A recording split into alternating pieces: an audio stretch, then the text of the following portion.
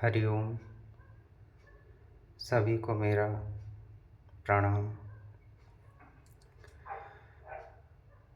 मैं आज आपको मेरे जीवन का संक्षिप्त परिचय दूंगा। मेरा जन्म 29 मई 1987 को हुआ था। जब मेरी उम्र 10 साल की थी तो मैंने परम पूज्य संत श्री आशाराम जी बापू जी से सरस्वती मंत्र की दीक्षा ली थी और 2004 में लाल परेड ग्राउंड में गुरु मंत्र लिया था और 2004 में ही मेरा इंडियन एयरफोर्स में सिलेक्शन हो गया था दिसंबर के महीने में और ज्वाइनिंग मुझे आई थी सितंबर 2005 में। 2005 से लेकर 2007 में इंडियन एयरफोर्स में था। पहले मुंबई से सिलेक्शन हुआ, 1 महीना वहाँ रहा 6 ASC।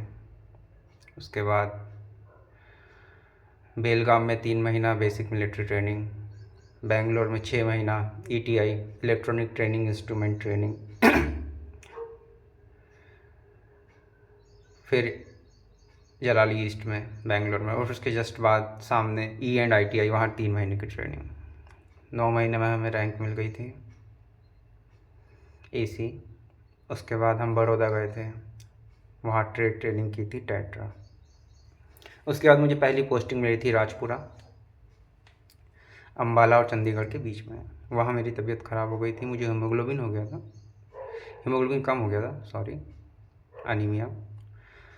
तो जिस डॉक्टर ने इलाज किया था चंडीगढ़ में, उन्होंने मुझे फ़िट किया था और बेस हॉस्पिटल में जहाँ अभिनंदन आए थे अपने पाकिस्तान से, वहाँ पे 5 दिन के लिए गए थे, उनने अनफिट कर दिया था मुझे। तो उसके तहत मुझे आना पड़ा। मैं एयरफोर्स से बहुत प्यार करता था। जब मुझे एयरफोर्स से निकाला था तो मुझे बहुत दुख हुआ था, यहाँ तक कि मैं इस दुनिया में भी नहीं रहना चाहता था एयरफोर्स से निकलने के बाद। लेकिन फिर घबरा गया क्योंकि गुरुजी का हाथ था, तो ठीक है, वहाँ से भी बच गया। फिर वापस आया, मेरी 1 साल इंजीनियरिंग कंप्लीट थी। फिर मैंने आके अपने 3 साल पूरे कर लिए 2010 में। और 2010 में मैंने अपना spiritual journey plus materialistic journey दोनों मैंने डिसाइड किया था, दोनों को अपने साथ लेके चलूँगा। मैंने गेट और IAS की कोचिंग की है 2 साल। पूरे भारत की नंबर 1 कोचिंग जिसे कहा जाता है मेडीजी, पी सिंह सर जिसके फाउंडर हैं, वो उनसे भी मैंने बहुत कुछ सीखा है। इसके बाद 2015 में मैंने अपना खुद का इंस्टीट्यूट खोला जिसका नाम KBI रखा, मेरी मम्मी के नाम से, Kusum and bird institute of excellence KBI, जो कि बहुत बेहतरीन तरीके से चलाया मैंने।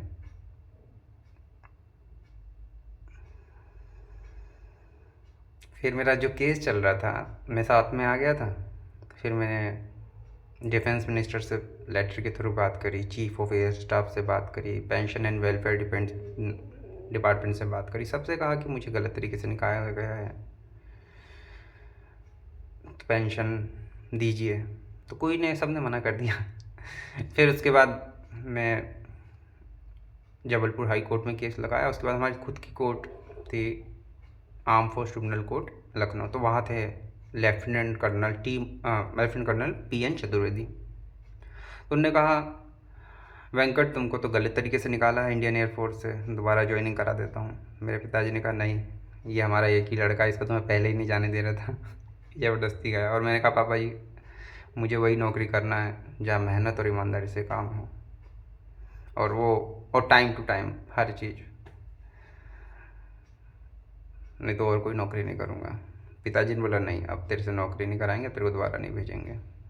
तो वकील साहब को पिताजी ने बोल दिया, इसका पेंशन फाइनल करिए। तो मेरा केस जो था 10 मार्च 2016 को मैं केस जीत गया और 31 दिसंबर 2016 को मेरा 10 साल का पैसा विथ इंटरेस्ट 9% इंटरेस्ट पूरा सरकार ने दे दिया। हर महीने पेंशन भेजती है मुझे, canteen facility, hospital facility, medical facility life time. 2018 में मेरी शादी भी हो गई, 2021 में मेरे को बेटा भी हो गया और मैंने अपना KBI एक्सेलेंस भी बहुत अच्छे तरीके से चलाया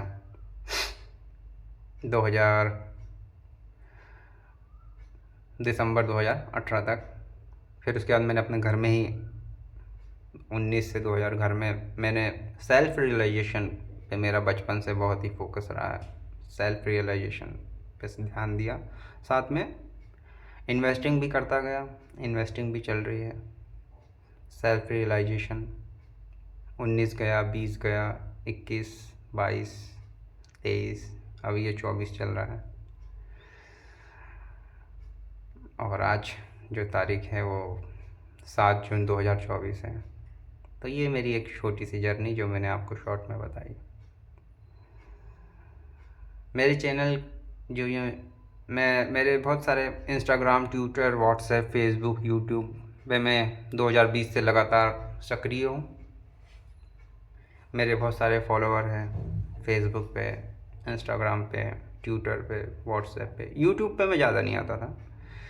यूट्यूब पे अभी मैंने वीडियोस बनाना शुरू किए हैं ताकि उन लोगों को इंस्पिरेशन मिले, लोग अपनी ज़िंदगी में आगे बढ़े, उन्नति करें। पूरी पृथ्वी की भलाई चाहता हूँ मैं, केवल एक इंडिया ही नहीं, भारत ही नहीं। भारत तो विश्व गुरु है ही। मैं अमेरिका वालों को भी भला चाहता हूँ, जापान वालों का भी, रशिया वालों का भी, चीन वालों का भी। मेरे लिए मन में किसी से कोई द्वेष नहीं है, कोई राग नहीं है। हमने हमारी संस्कृत में भी लिखा हुआ है हमारे, सर्वे भवन्तु सुखिनः, सर्वे सन्तु निरामया, सर्वे भद्राणि पश्यन्तु, माँ कश्चित् दुःखभाग् भवेत्। मैं सभी संस्थाओं को बहुत मान देता हूँ। मेरी पत्नी गायत्री परिवार से है। आचार्य श्री राम शर्मा जी को मेरा प्रणाम है। रामकृष्ण आश्रम श्री रामकृष्ण पानावंश जी को प्रणाम है। विवेकानंद जी को मेरा प्रणाम है। कबीर जी को मेरा प्रणाम है। गुरु नानक जी को प्रणाम है। जीसस क्राइस्ट जी को प्रणाम है। मोहम्मद जी को प्रणाम है मेरा। पैगंबर मोहम्मद जी को प्रणाम है। और भी बुद्ध भगवान को प्रणाम, महावीर जी को प्रणाम है। सभी भारत भूमि जो कि देवभूमि है और भारत में इतने महान महान संतों का प्रादुर्भाव हुआ है, रमन महर्षि, उन और भी बहुत सारे संत हैं। हम पूरे विश्व में जो ज्ञान देते हैं शांति का, वो बहुत ऊंचा है और उसी को प्राप्त करने के लिए हमको मनुष्य शरीर मिलता है। बाकी की जो 84 लाख योनियाँ हैं वो प्रकृति से बंधी हुई है। केवल एक मनुष्य शरीर ही ऐसा है जो प्रकृति से पार जा सकता है। देखिए, आज से करोड़ों वर्ष पहले जैसे पशु पक्षी रहते थे वैसे ही आज भी रहते हैं, परंतु मनुष्य उन्नति करता रहता है। बस आपको ये दुर्लभ मानव शरीर मिला है। अब आपके हाथ में है कि आपको अगला शरीर कौन सा लेना है। It's all about you, which birth you want next. Ramayana में साफ लिखा हुआ है, कर्म प्रधान विश्व करी राखा, जो जस करी ते तसी फल चाखा। को काहू न करु सुख दुख दाता, निज कर्म कृत सब भोगु भ्राता।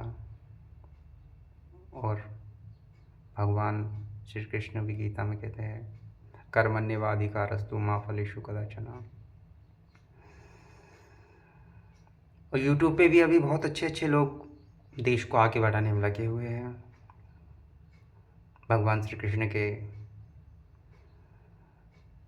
भक्त श्री विवेक बिंद्रा जी, संदीप माहेश्वरी जी भी स्पिरिचुअल जर्नी बहुत अच्छे से कर रहे हैं। ठीक है, आज के लिए इतना ही। सभी के चरणों में मेरा प्रणाम। हरि ओम। ओम नमः शिवाय।